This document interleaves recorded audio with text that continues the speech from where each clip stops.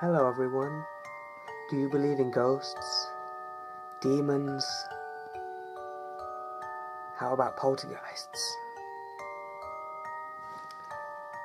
My name's Tom D, and today I'm going to be telling you everything you need to know about poltergeists.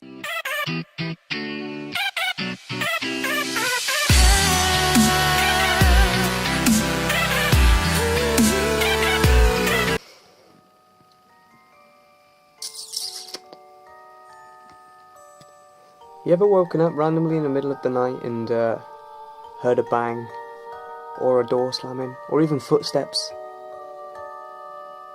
Have you ever felt like there are people in your home running up and down the stairs?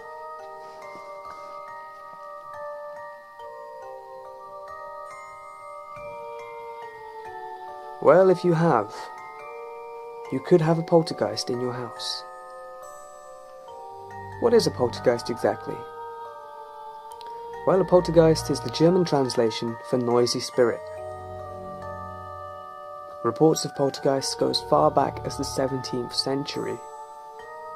And a poltergeist is probably one of the best known and most feared type of spirit. A poltergeist will torment and harass its victims by doing things such as slamming doors, banging on walls, pulling bed sheets and covers off the bed, attacking people, throwing things at people, moving furniture around, and throwing things. Now, there are about 7 different theories as to what a poltergeist actually is. I'm going to give you 2 of them. The first theory is that the poltergeist is not actually a ghost, and is instead telekinetic powers.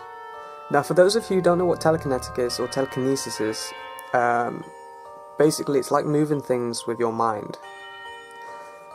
Now, this theory believes that people who undergo a lot of stress, abused children, it's mainly in children, in abused children mainly, they will use telekinetic abilities to protect themselves, or even in revenge, which is quite weird. Now, for me, I don't know if I believe that theory.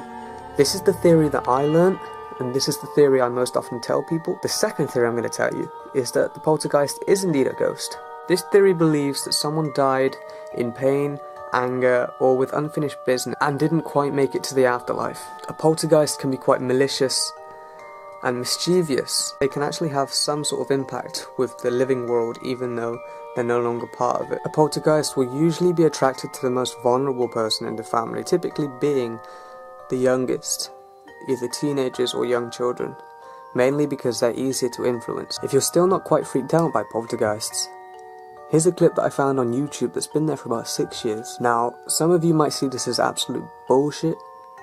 Some of you might think, okay, it's a bit freaky. I think it's quite weird.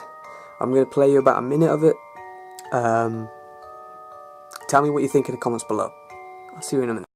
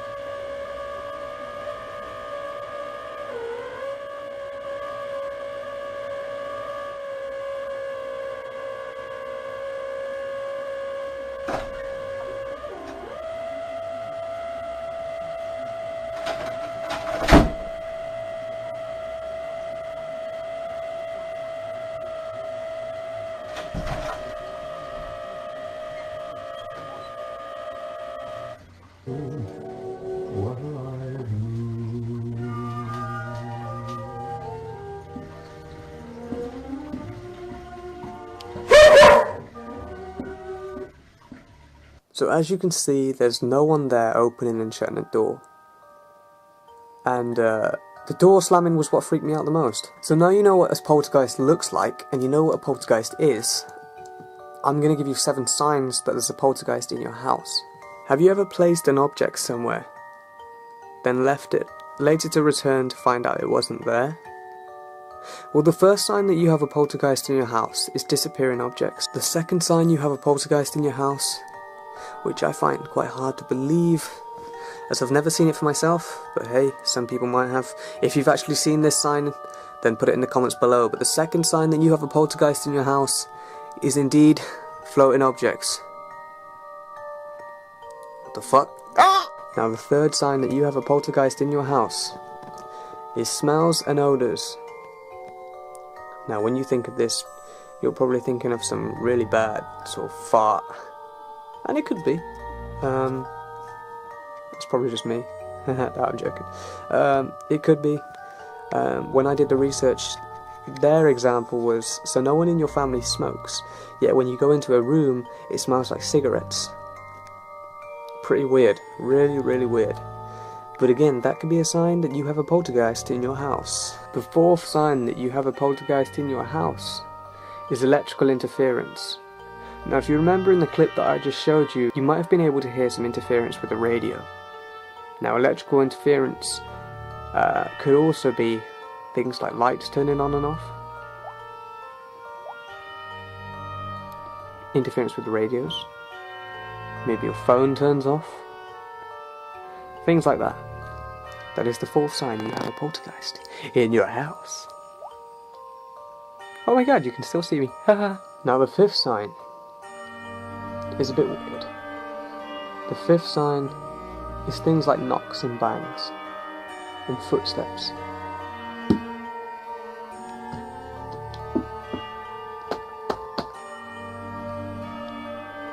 So yeah, knocks, footsteps and bangs on the walls.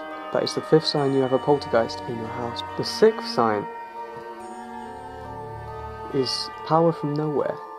Now apparently when a poltergeist or some sort of spirit is around, it has some sort of electronic field. So if your phone is out of battery and somehow charges, there could be a poltergeist. But when I did research this, it was the other way around. The people who made the sort of page said that most oftenly your phone will be drained, but someone said that their phone was recharged. Either way, both is pretty weird. So any electronical power from nowhere could be a sign that you have a poltergeist in your house. Now the seventh sign is probably the scariest, and I'm getting goosebumps. It's getting cold in here. The seventh sign is physical attacks. Now, I wouldn't expect to get punched in the face, but some people feel like there are hands scratching them. So yeah, now that you know the 7 signs of a poltergeist, I'm going to tell you the 5 stages of the poltergeist. Now stage number 1 is the dormant stage. This is the stage where most people won't even know there's a poltergeist in their house because nothing crazy happens. But there are things you can look out for, like animals.